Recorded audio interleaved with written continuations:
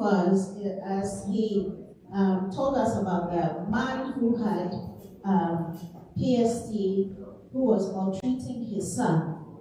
As a wife, when it comes to her relationship with the Lord, and then also looking at the situation, how can she help husband and also help son in relation to her being a Christian and also where counseling is concerned?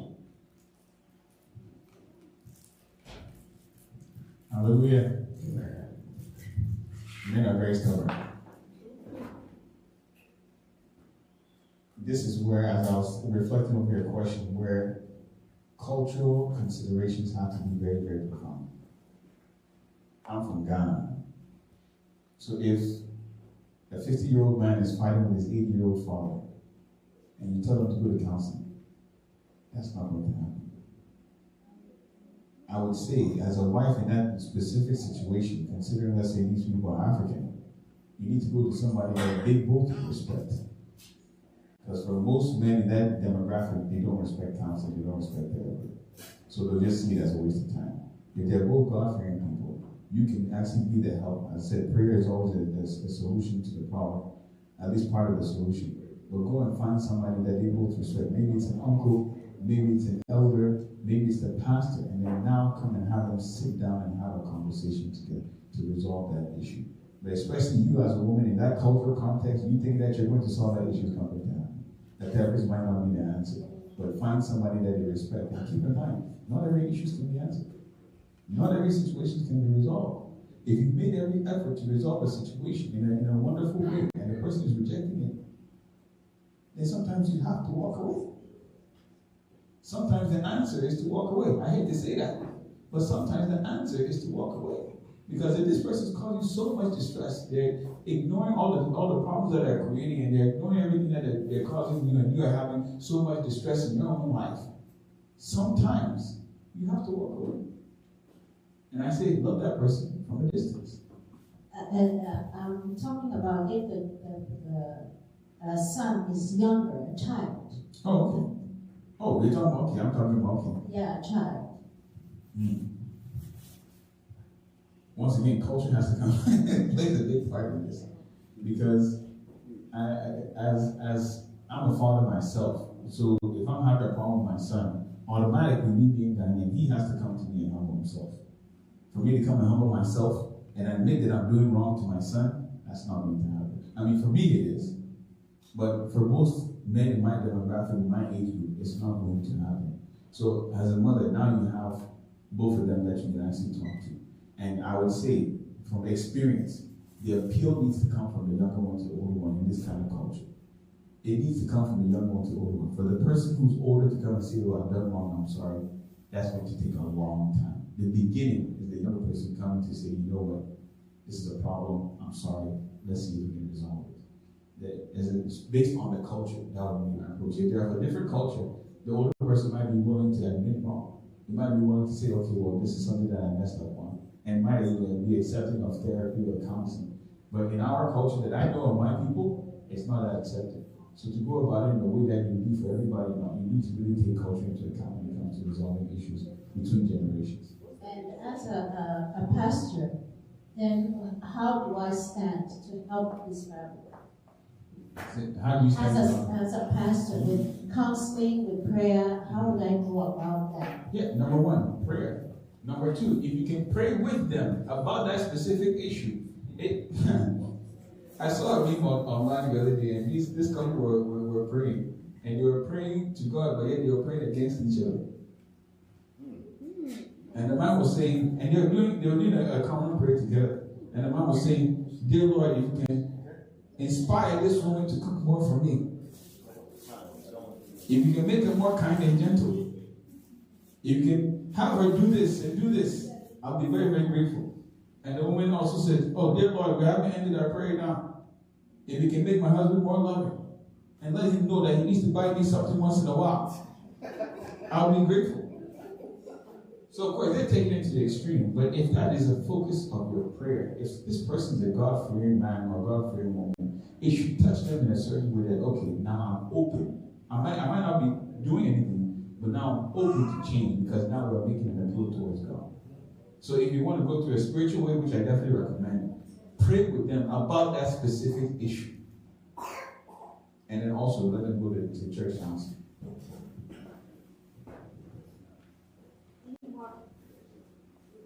Any more questions? We just have a short time.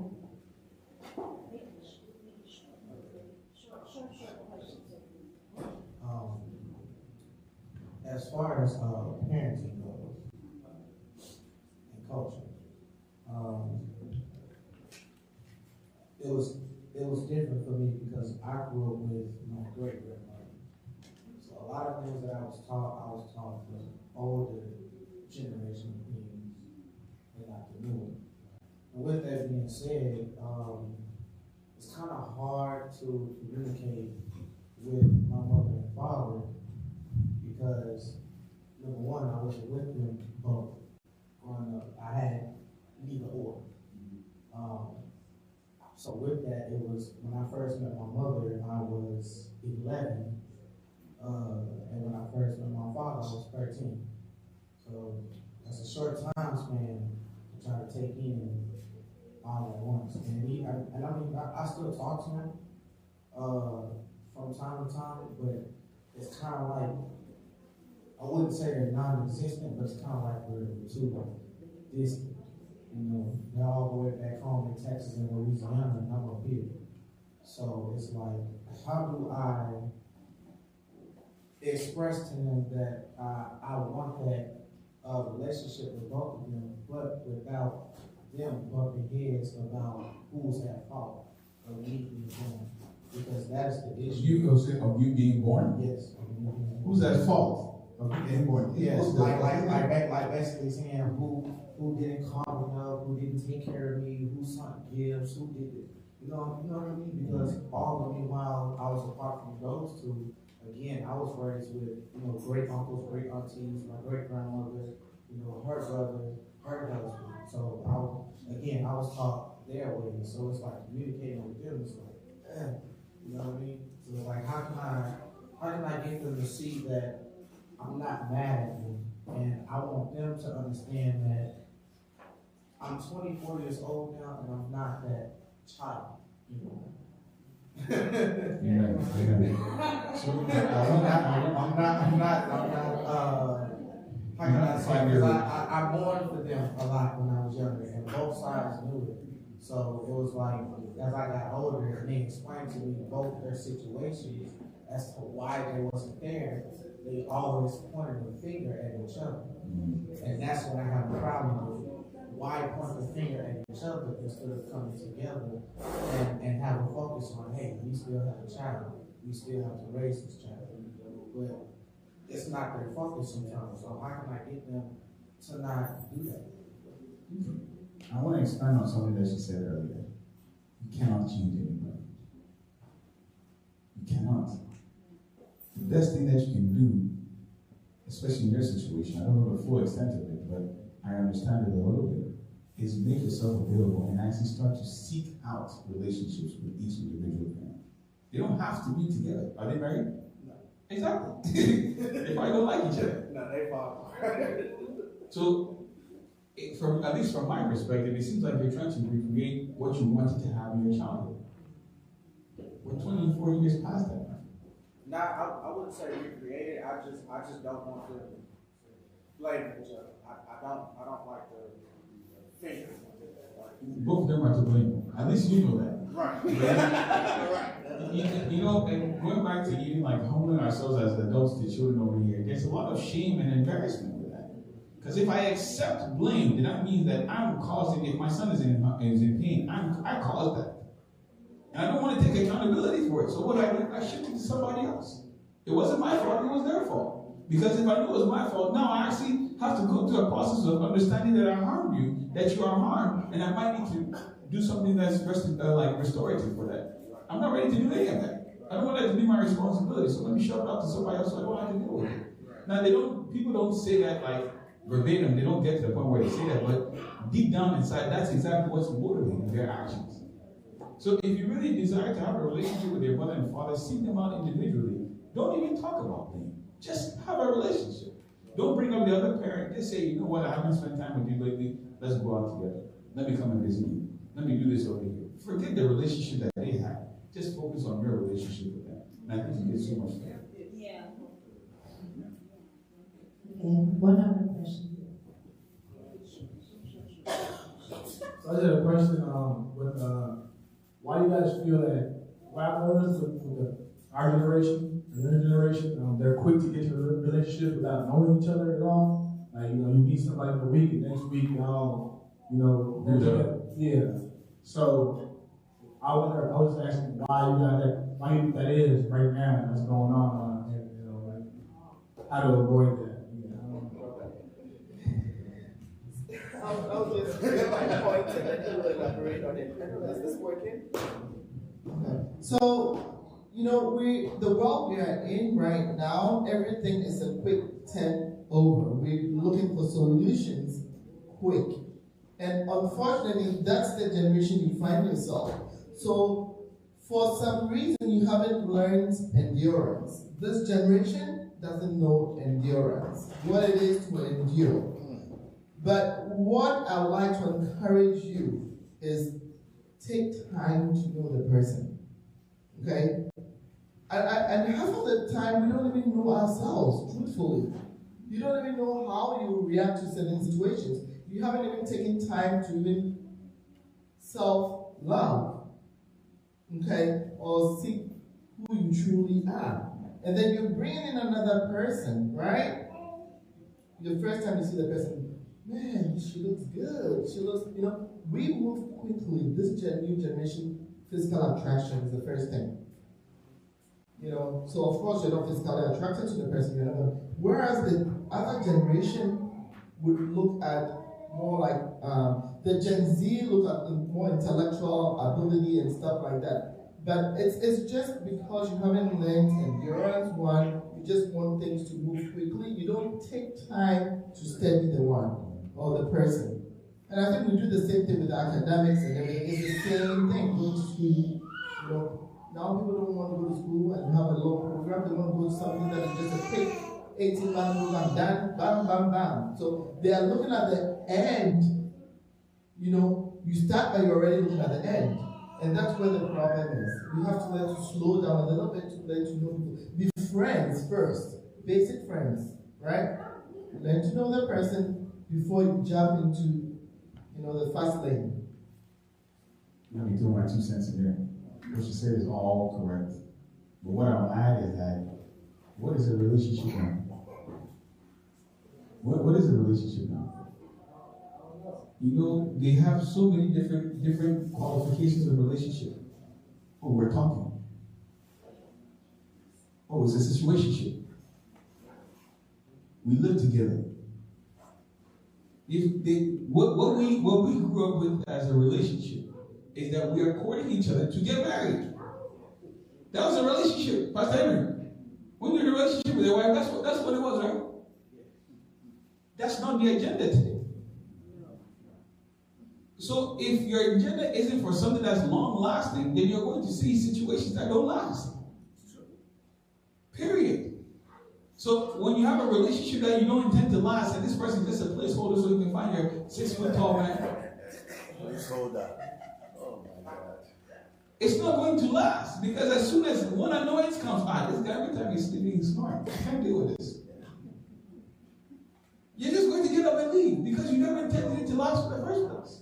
Because the main thing that you were supposed to look for, you didn't look for. That's true. So I said that's my 2 cents in.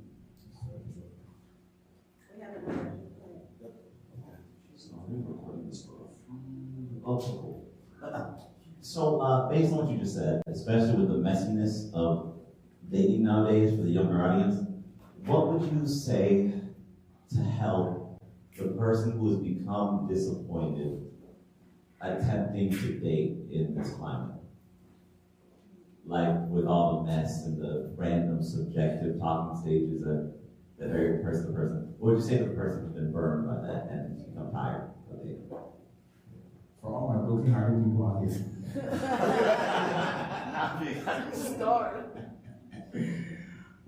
She said it, take a break. A lot of people say, I'm working on myself, but they're not doing any work.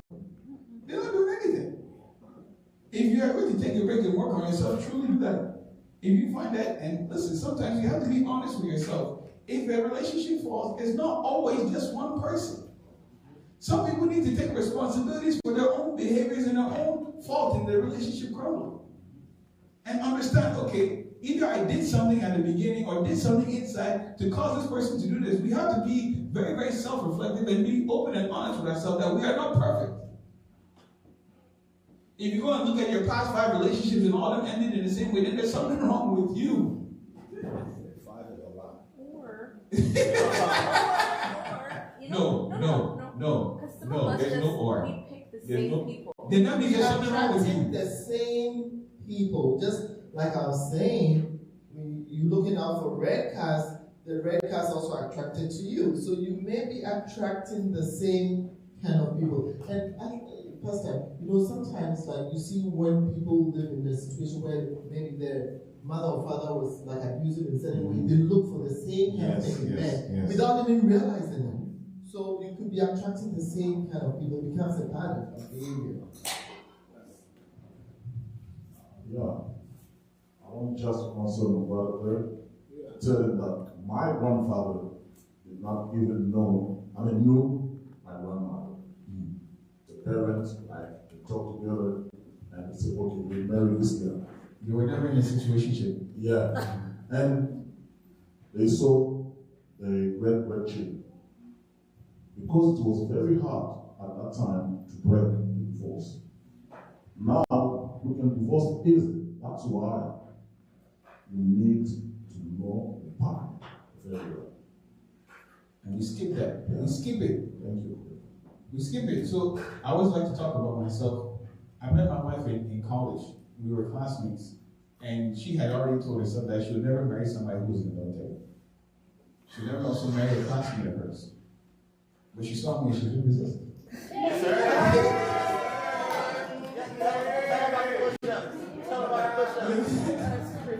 Now, there's more stories I can go into about that, but we'll leave it at that. So, when I was dating my wife, this was back in 2009, so I was deep into ministry. I wasn't a pastor at that time, but deep into ministry, so that was my focus. And before that, the 2 years before that, as I got out of the military, I gave my life to Christ. And I recognized something in me that I had relationships in the past, but I said, I need to work on my relationship with God so that I can perfect my relationship with somebody else. And I made myself like non-existent to women. So no dates, no talking, no nothing. If I hear a lady in my life that you were just a friend, there was nothing romantic. And until I got to a comfortable place and I saw my wife and she started to pique my interest, that's when I said, yeah, I guess I'm ready now. But what were the things that made me interested in her? She's a beautiful woman, but it wasn't her beauty because I turned my mind off. She started to show me how responsible she is. She started to show me that God-fearing nature that she had. One of the things that she showed me was she made a list of things that she wanted to do that year, and she showed me that she was actually doing those things. What I'm talking about specifically is that she was trying to give her life to Christ at that time, and she started, going through her wardrobe and getting rid of the outfits that she thought that were too revealing. Another thing is financially. My wife is very, very responsible financially. I wanted to buy her a car last year. She said, no, I can do this car. I wanted to upgrade her engagement ring, her wedding ring. She says, no, this one is fine. How many women would do that? But when we were in college and I started talking to her before we even dated, I asked her, did you watch this TV show? And she said, no, I didn't watch this TV show. But everybody was watching this TV show. And her reasoning for the TV show, not watching the TV show, says, I don't have cable. And I said, why don't you have cable? Because it doesn't fit into my budget. How many college folks in year 7 sincerely say, it doesn't fit into my budget? This blew my mind. I said, you know what?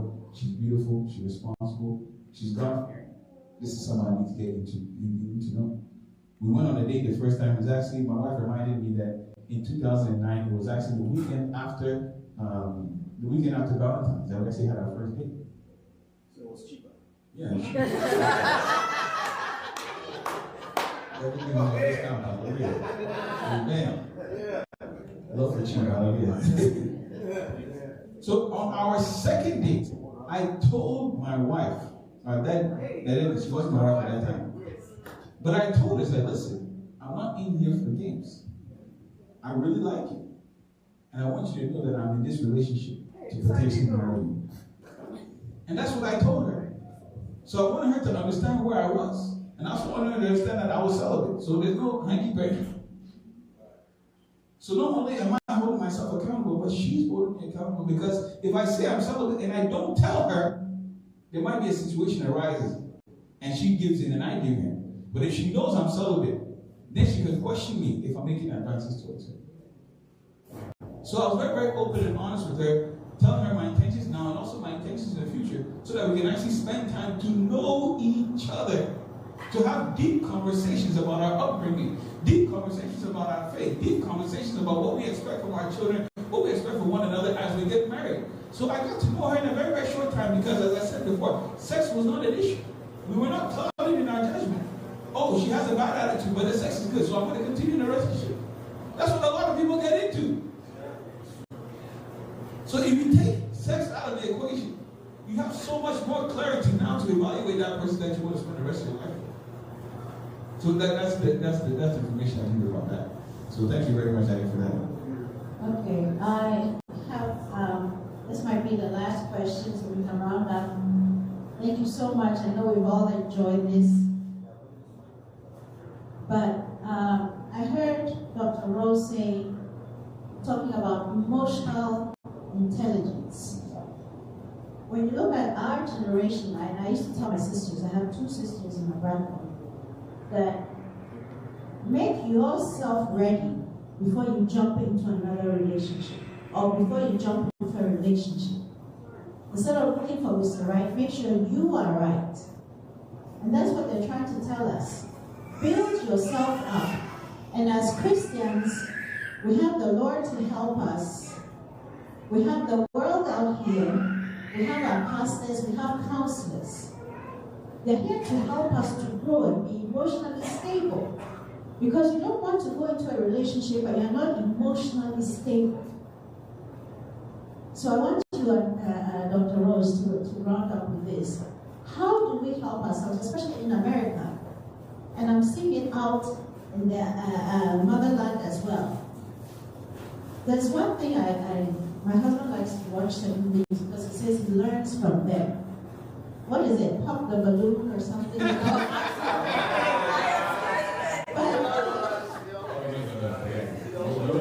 Brethren, churchmen and women, I'm trying to write out real quick. A shoe doesn't make a man. You can buy him another shoe. It has to do with character, emotional stability. Amen? Tell them, please. So look for more than just coming home and telling me, oh, she's really beautiful. Yes, we need the beauty, we need the height. But there's more to it than that. And especially as men and women of God. And you can hear what he just said. He's a pastor. He said, I decided to live for God. And that's what I'm not seeing these days. When we were growing up and we became Christians, I got to know the Lord when I was much older. But I said, if I'm in this wholly, to help myself, to help my brothers and sisters to come to know that there's a God out there who cares for you and me. And I want you to grow up and be stable. Fortunately, all of them are married and they're in stable marriages. But I want the same for you. So I want Dr. Rose to address this for us. How, especially in this generation, where we are thinking of, he has a beard. I don't like the beard. Work with him. Let him trim it. Let him shave it. It has to be. But you can't change. You can't change a person. So love them as they are. And then don't forget the God factor in all of this too. Because God does make a difference. We have counselors you can talk to. You have your pastors you can talk to. Don't stay away from seeking counsel. It's really important to seek counsel. I hand it over, and then you'll finish, and then Pastor will take over. If she says everything out there, we'll finish there. Okay. So, to round it quickly up, so when we're talking about emotional intelligence, being aware of what your own emotions during situations, how you react to things, okay? Now, how the other person also reacts to things. So let's say, I'll give this example. you went to work. I mean, this will apply more to nurses, right? So you went to work and you were tired and you were dozed off a little bit here and there. So, you kind of like already are having a guilt trip yourself already. And at the end of the shift, your manager calls you and says that, hey, can you come to the office, let's talk?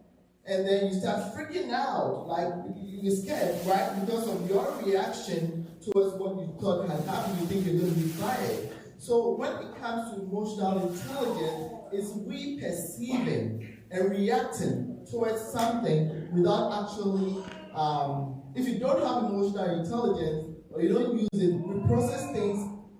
We don't process things, we act without processing. That's what I want to say. So for us to be able to relate to people and relate, how I say, apply emotional intelligence, we have to take one step. You don't react right away. You sit down, be mindful of what is happening, analyze the situation. So it's not a quick fix, before you jump in. Also, when you're having a communication with a person or someone, be aware of the words that you use. Words are live. Words affect people in diverse ways. So the things that you are saying to them can affect them in certain ways. Your choice of words are very important.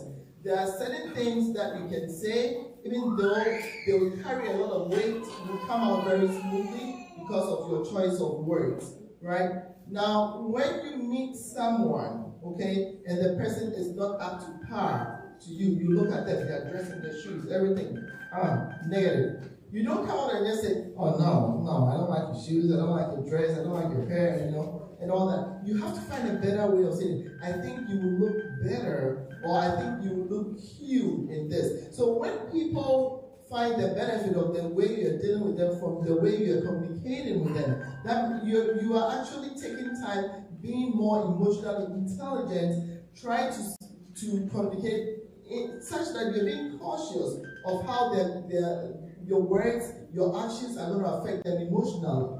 Conflict resolution comes under that. When something happens, you don't just react in the midst of the anger. You take time, but don't take a whole year. Just take a little bit of time, bathroom time, think about it, resolve the conflict by sitting down and communicating and letting them understand what they did that triggered you to behave that way, or what they do that makes you feel a certain way or makes you uncomfortable. So in a relationship, you have to kind of if I say dying to self, Christ died for us, right?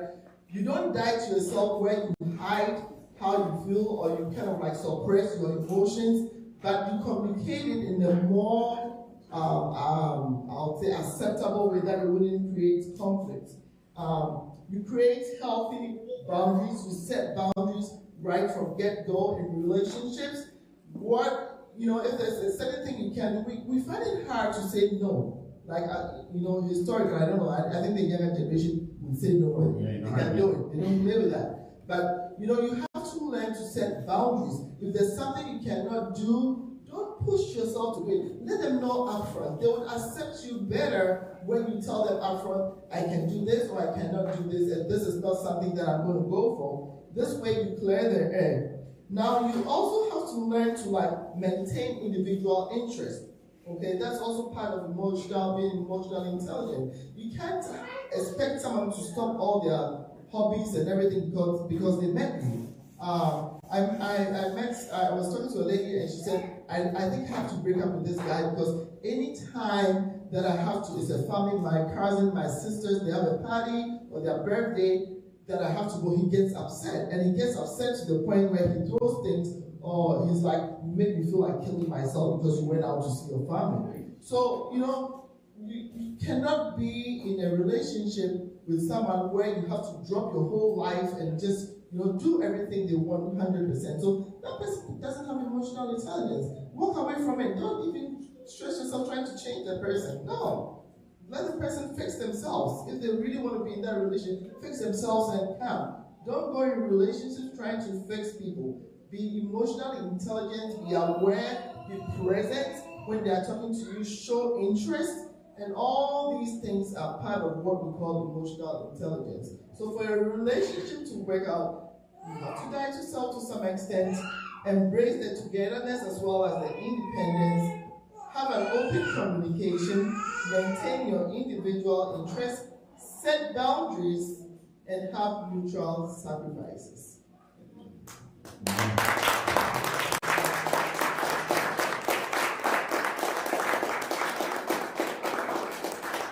So this is what I'll say about emotional intelligence. I think in this current culture, the assumption is that men don't have emotional intelligence because we don't express our emotions. That is not the case. What I define as emotional intelligence is being able to understand and to regulate your emotions in an appropriate manner, and then also understand other people's emotions. You can't do anything about it, but you can change your response to it. So that means I'm responding in the right way to another person's emotions. Let's bring it to, let's say, a man and a woman.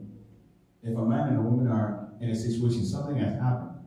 Maybe she got angry and she went and slammed the door. If you know that this is a person who's angry now and it's going to calm down later, do you not go and start arguing with that person? Or do you not say, you know what, let me take a break, she's going to come back and apologize? That's emotional intelligence. That's understanding that person and understanding how to respond in this specific situation. Did he express himself? No. Did he say anything? No. But he dealt with the situation in an appropriate manner to manage both his emotions and her emotions. So emotional intelligence is not expressing yourself.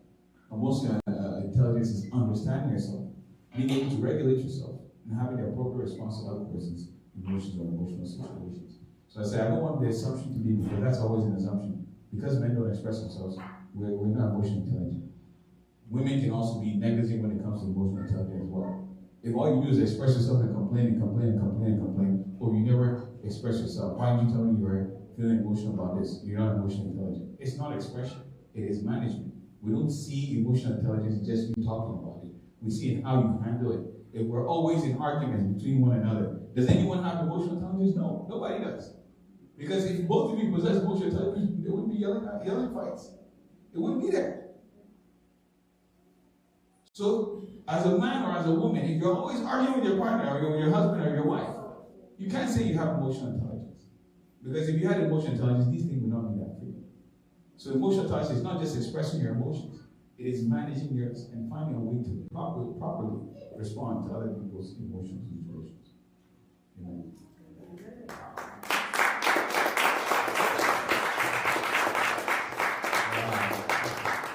It's like we could go on and on and on and on. Wow. It's a lot to learn.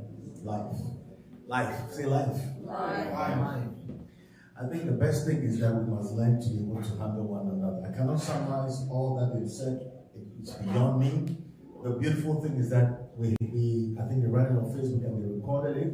We will put it on the WhatsApp page, the church page. Go back and listen to it over and over again. There's so much to learn from, so much to pick up from. Whether you're in marriage, you're about to enter into marriage, whether you found the love of your life, or you are yet to find it, we will not give you the means and methods of finding. All we're just saying is that what Scripture says is, be not unequally yoked with an unbeliever. So look for the person in the rightful places. Hallelujah.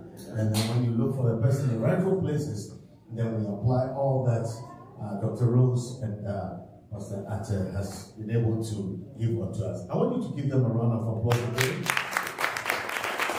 Thank you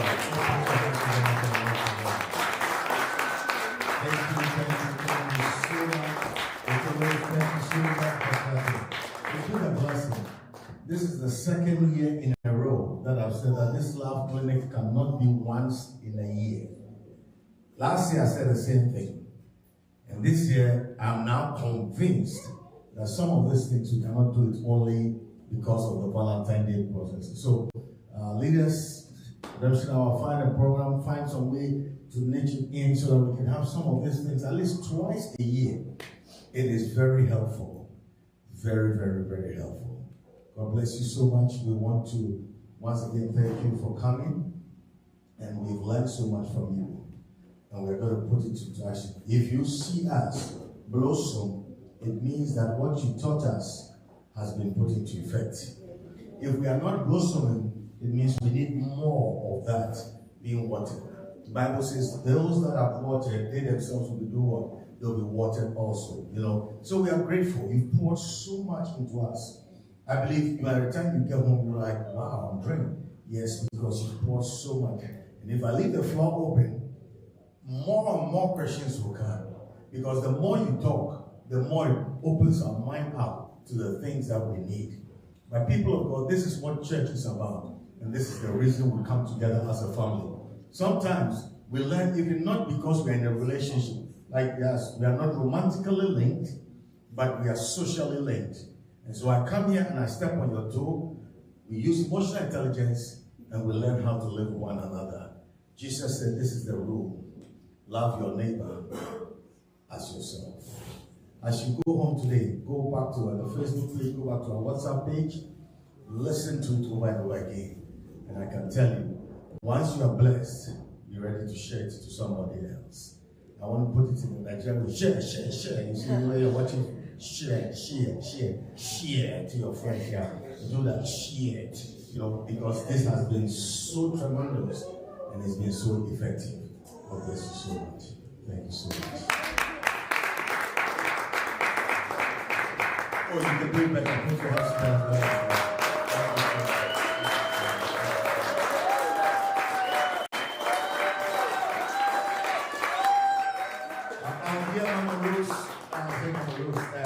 Mama Mary, please come up and Tim, and then come and